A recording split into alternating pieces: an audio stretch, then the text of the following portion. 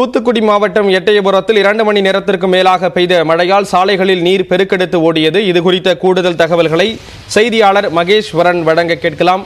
மகேஸ்வரன், விவரங்களை பதிவு செய்யலாம். ஸ்ரீராம், தமிழகத்தில் கோடை வெயில் கடந்த மார்ச் மற்றும் ஏப்ரல் மாதங்களில் சுட்டரித்தது.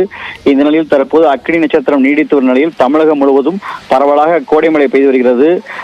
இந்த சூழ்நிலையில் தூத்துக்குடி மாவட்டம் கோவில்பட்டி அருகே உள்ள எட்டயபுரம் பகுதியில் இன்று காலை முதல் மதிய வரை வானம் மேகமூட்டத்துடன் காணப்பட்டது. இந்த சூழ்நிலையில் மதியத்திற்கு மேல் லேசான சாரல் மழை தொடங்கியது. நேரம் செல்ல செல்ல சாரல் மழை பலத்த மழையாக பெய்து வருகிறது.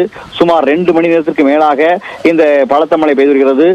எட்டயபுரம், முத்துலாபுரம், மாவில்பட்டி, மாசார்பட்டி அந்த சுற்றுலா பகுதியில் முழுவதும் பலத்த மழை பெய்து வருகிறது.